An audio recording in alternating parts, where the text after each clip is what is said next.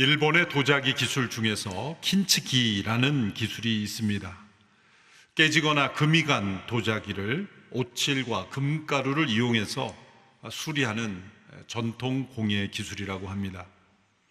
깨어진 그릇을 버리거나 또 감추는 대신에 순금으로 채워 넣어서 훨씬 더 귀하고 아름다운 작품으로 변화시키는 것입니다. 단순히 물건을 고치는 것을 뛰어넘어 상처를 아름다움으로 승화시킨다는 철학이 담겨 있는 것입니다. 이러한 기술로 다시 태어난 도자기들의 사진을 보시면 그림 자료와 같습니다. 이렇게 깨어진 부분이 금칠로 덧칠돼서 더 멋지고 예쁜 디자인을 가진 그릇이 되게 하는 것입니다.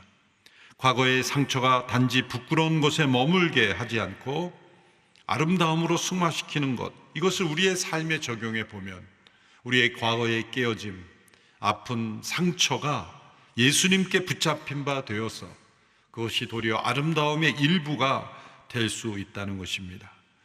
세상은 깨어진 그릇과 같은 사람들을 버리지만 하나님께서는 깨어진 그릇과 같은 인생을 더 아름다운 인생으로 변화시키십니다. 순금과 같은 은혜를 더딥혀 주심으로 이전보다 더 아름다운 인생이 되게 하십니다. 예수님의 제자 중에서 예수님의 부르심을 받아 이와 같이 새롭게 빚어진 인생이 바로 세리 출신 마태입니다. 이 마태라는 제자는 마가복음 2장과 누가복음 5장에 보면 알페오의 아들 레위라는 이름으로도 소개됩니다. 앞서 몇 명의 제자를 살펴볼 때 당시 유대인들이 두세 개의 이름을 가지고 있었다는 것을 염두에 둘 때 이 레위와 마태는 동일인으로 우리는 파악이 됩니다. 마태가 알페오의 아들이라고 한다면 또 다른 알페오의 아들이 예수님의 제자 중에 있습니다. 야고보입니다. 그러므로 예수님의 12제자 가운데는 형제 그룹이 세 그룹이나 있었던 겁니다. 베드로와 안드레, 그 다음에 야고보와 요한, 그리고 알페오의 아들 마태와 또 다른 야고보. 그래서 야고보란 이름이 두 사람이나 나오기 때문에 사람들은 큰 야고보, 작은 야고보 이렇게 구분을 하기도 합니다만 그 앞에 아버지의 이름을 붙여서 알페오의 아들 야고보, 이렇게 알페오의 아들 마태 이렇게 부르기도 합니다. 당시 세리로 살아가던 마태가 예수님의 제자가 되었다는 것입니다. 이 사실이 왜 놀랍습니까? 당시 세리는 저와 여러분이 잘 아는 대로 유대 사회의 매국노로 취급받았고 짐승처럼 취급받았습니다. 로마 제국의 하수인으로서 유대인들의 돈을 갈취해서 로마 제국의 배를 부르게 하는 역할을 하였기 때문입니다. 정해진 세금만 징수하도록 하는 역할을 했다면 그들이 이런 평가는 받지 않았을 겁니다. 그렇지만 그는 정하지 않은 돈도 세금으로 징수하도록 하는 악한 모습을 보였기 때문입니다. 그래서 복음서에 보면 세리와 죄인들이라는 표현이 종종 등장합니다. 그냥 죄인들이라는 그룹으로 바리새인들이 구분하는 것에서 그 앞에 세리는 왜 따로 떨어져 나왔을까요? 그것은 이 세리는 그냥 죄인들의 한 부분으로 평가될 수 없다. 죄인 중에서도 가장 악한 죄인이다라는 메시지를 주고 싶어서 세리와 죄인들이라는 명칭으로 부른 것입니다. 그처럼 증오했고 또 이들을 저주하고 싶었던 유대인들에게는 이 세리는 그런 사람이었습니다. 그런 세리 가운데 예수님께서 제자를 부르셨다는 것, 그것이 우리에게 주는 메시지는 무엇입니까? 예수님께서 당시 세리들이 어떤 평가를 받고 있는지 모르셔서 세리 출신에서 제자를 부르셨을까요? 정반대일 것입니다. 세리들이 받고 있는 그 모든 비난과 미움을 예수님께서 아셨기에 그들 가운데에서도 제자를 부르심으로써 예수님께서 이 땅에 오신 목적을 보여주고자 하셨던 것입니다. 당시에 세리들은 그렇게 로마 제국의 하수인으로서 정해진 세금 외의 세금을 걷기 위해 갖은 방법을 다 동원했습니다. 길을 가던 사람을 붙잡아 수색하기도 하고, 여행객들에게 그들이 알지 못하는 세금을 부과하기도 하고, 몸을 수색하기도 하고, 또 어떤 여행객은 세금을 낼 수 없으면 고리로 높은 이자를 내게 하고 돈을 빌려주기도 하는 고리대금업도 행했다는 기록들도 있습니다. 이러한 세리들의 삶을 모든 사람들이 다 즐겨했던 것은 아니죠. 성경에 보면 삭개오 같은 사람은 마음에 자책감이 있었고 뉘우침이 있었고, 돌이키고 싶지만 돌이키기에는 너무나 멀리 온 인생이기에 그저 사람들로부터 소외된 삶으로 살아가는 것에 만족한, 돌에 맞지 않고 테러당하지 않으면 그것으로 만족하는 인생으로 살았던 인생이었지만, 그 마음속에는 늘 죄책감과 어두운 그늘 속에 있었던 것입니다. 그러던 중 예수님께서 그 마을로 오신다는 소식을 듣고 예수님이 누구신가를 보고 싶어서 나무 위에 올라가 예수님을 바라보았던 것입니다. 단순한 호기심이 아닙니다. 청소년이 유명한 연예인이 지나간다는 소식을 듣고 나무 위에 올라가 보는 것과는 다른 차원입니다. 잘 얼굴이 알려진 중년 공직자라고도 볼 수 있는 삭개오가 나무 위에 올라갔다는 것은 그의 위기 상황을 보여주는 것입니다. 무엇인가 인생의 막다른 지점에 있다는 것입니다. 사람들로부터 소외받고 물질은 많이 모았지만 누구에게도 인정받지 못하는 그러한 소외된 인생이 가져다 준 깨어진 마음, 그것이 바로 삭개오의 마음이었고, 예수님을 만나고 싶어 나무 위에 올라간 것을 예수님께서 그 마음을 아시고 삭개오야 내려오라, 내가 너희 집에 머물러야 하겠다라고 말씀하심으로써 삭개오를 구원하시는 장면입니다. 마태도 역시 동일한 상황일 것입니다. 예수님께서 당시 세관에 있던, 가버나움의 세관에 있던 마태를 찾아가셔서, 먼저 찾아가셔서 나를 따르라고 부르셨을 때 어떻게 마태가 예수님을 따르게 되었을까요? 그것은 이 가버나움의 세리로서 가버나움에서 일어나고 있는 많은 일들을 파악하는 정보력을 가진 마태가 예수님께서 행하신 일들을 속속들이 알고 있었을 겁니다. 이 세리라는 직업상 그가 맡고 있는 지역에서 일어나는 많은 일들을 실시간으로 파악하는 정보력이 있었을 겁니다. 마태복음 8장부터 예수님께서 가버나움에서 행하신 행적들이 나옵니다. 베드로의 장모의 집에서 많은 병자들을 고쳐주신 사건, 중풍병자를 일으키신 사건, 귀신 들린 자를 내쫓으신 사건, 이런 일들을 들었습니다. 그뿐만 아니라 병을 고쳐주실 뿐만 아니라 예수님께서 그 병을 고쳐주실 때마다 하신 말씀이 죄 사함을 선포하시는 사건입니다. 바리새인들은 당신이 무슨 권세로 죄를 사하는가라고 예수님을 공격했지만, 예수님께서는 병을 고치는 권세, 그 권세가 보여주는 것은 내가 곧 죄를 사할 권세가 있다는 것을 보여주기 위한 것이다 라고 말씀하시면서 예수님은 죄사함의 권세가 있으신 분임을 말씀하셨습니다.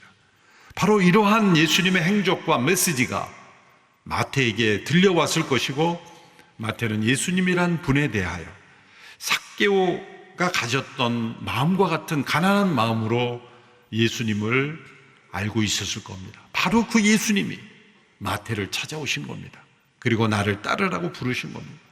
그리고 마태가 받고 있었던 그 사회의 비난과 조롱, 그리고 증오를 예수님께서 함께 담당하시는 발걸음을 내딛으신 겁니다. 당시에 세리를 제자로 부르신다는 건 일종의 스캔들과 같은 사건입니다. 많은 예수님을 따르던 사람들이 세리 출신 마태가 예수님의 제자가 되었다는 소식을 듣고 어쩌면 예수님을 외면했을 수도 있습니다. 예수님은 대중의 인기를 바라는 사람이 아니셨습니다. 사람들의 인정을 받고자 노력하시는 분이 아니셨습니다. 그렇게 예수님은 세리 출신 마태를 제자로 부르신 겁니다. 이것은 매우 의도적인 것입니다. 사람들의 인기를 바라는 분이었다면 결코 하지 않았을 일입니다. 예수님의 제자 한 사람 한 사람이 모두 그러했습니다. 12 제자들은 모두 다양한 사회적 배경을 가졌고 또 사회의 갈등의 중심에 있는 사람들이었습니다.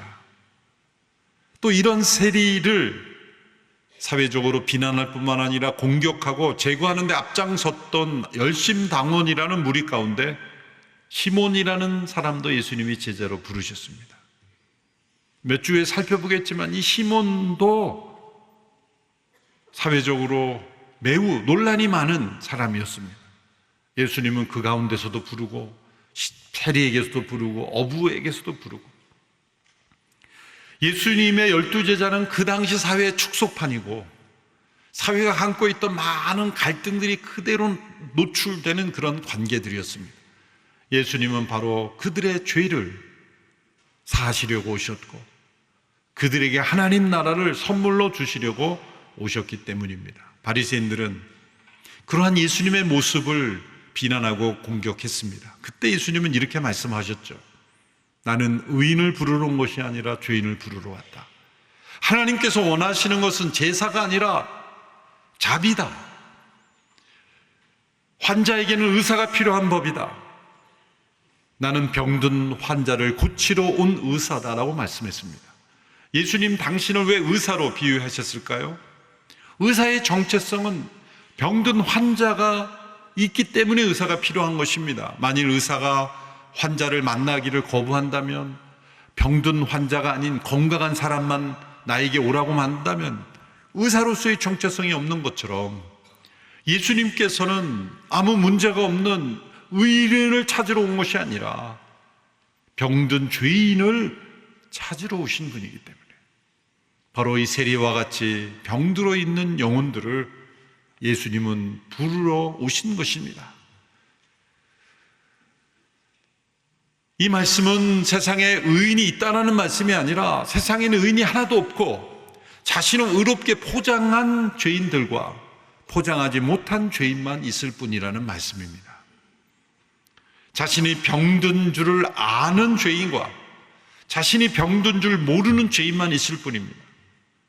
과거 한 목사님은 메시지 가운데 세상에는 두 종류의 죄인만 있을 뿐입니다. 들킨 죄인과 안 들킨 죄인만 있을 뿐입니다.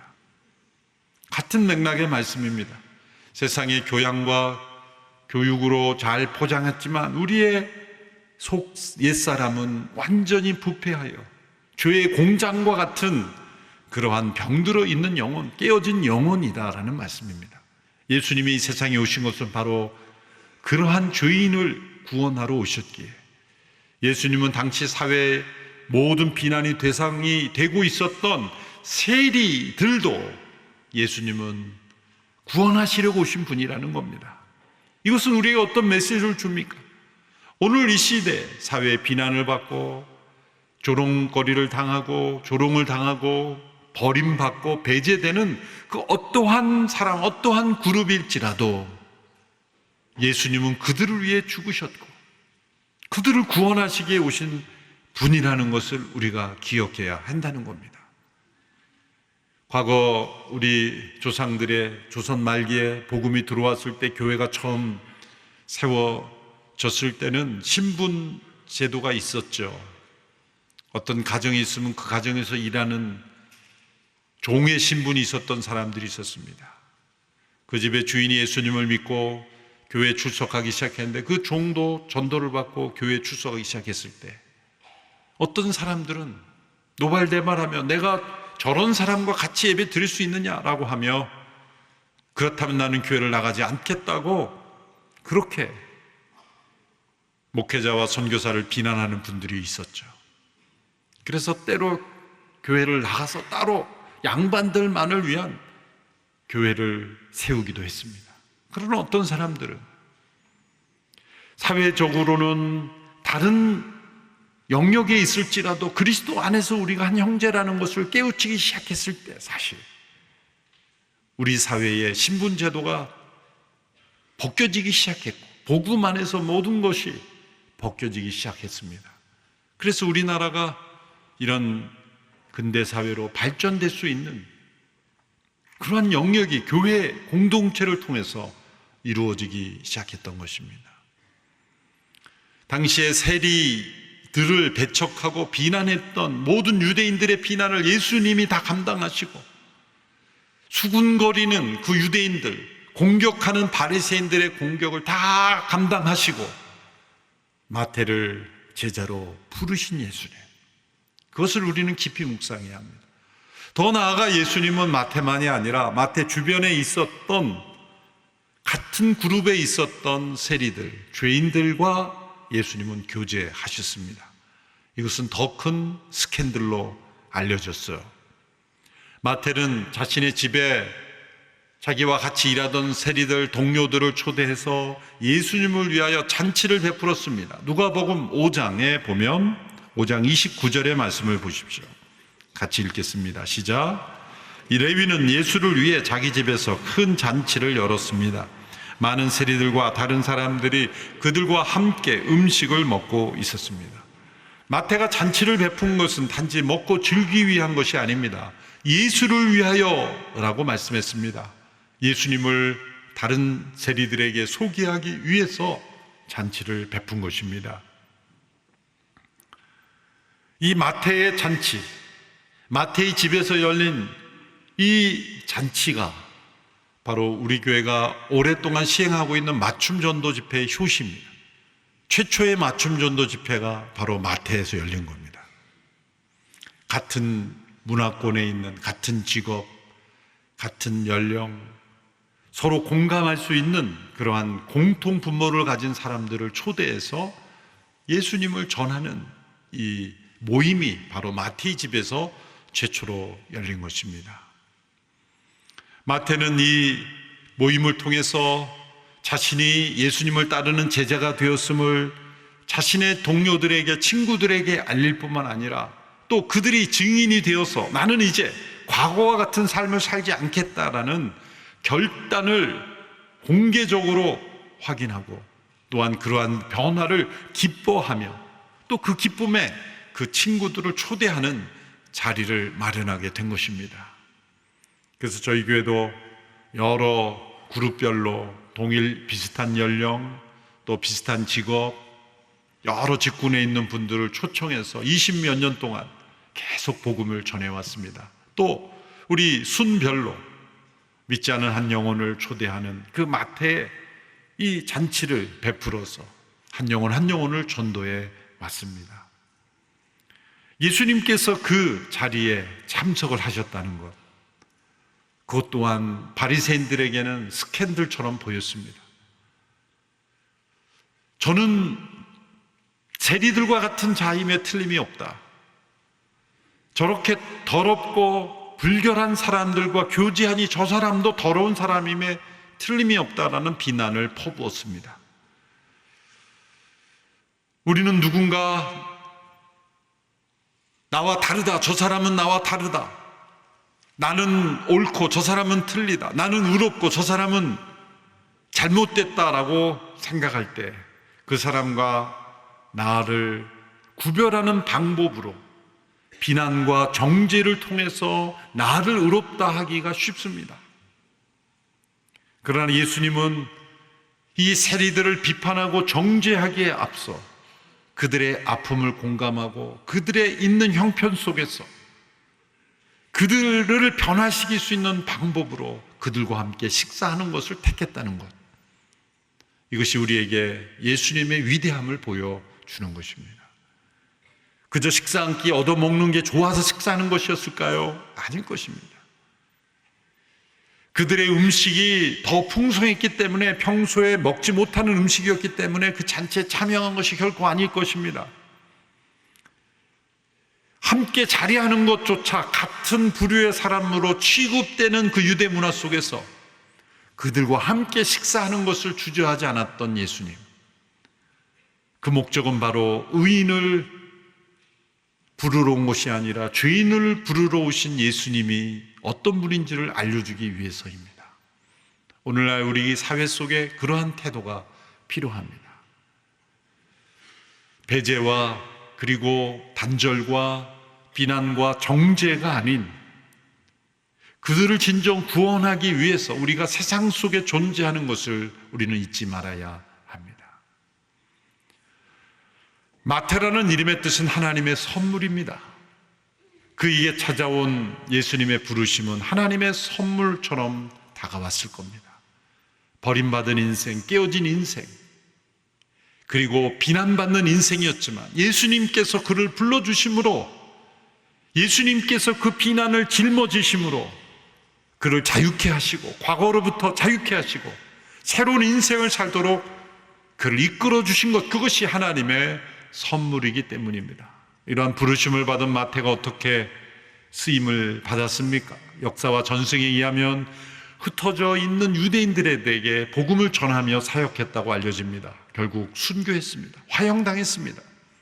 그런데 마태가 쓰임받은 가장 중요한 모습은 바로 사복음서 중에서 마태복음이라는 복음서를 기록한 통로가 되었다는 겁니다. 이 세리 마태가 마태복음의 저자인 마태입니다. 이 마태가 이 복음서를 기록할 때 그의 세리로서의 이 치밀함, 숫자적인 정확함, 또 꼼꼼히 기록하는 이 그의 성격이, 은사가 마태복음에 잘 담겨 있다고 볼 수 있습니다.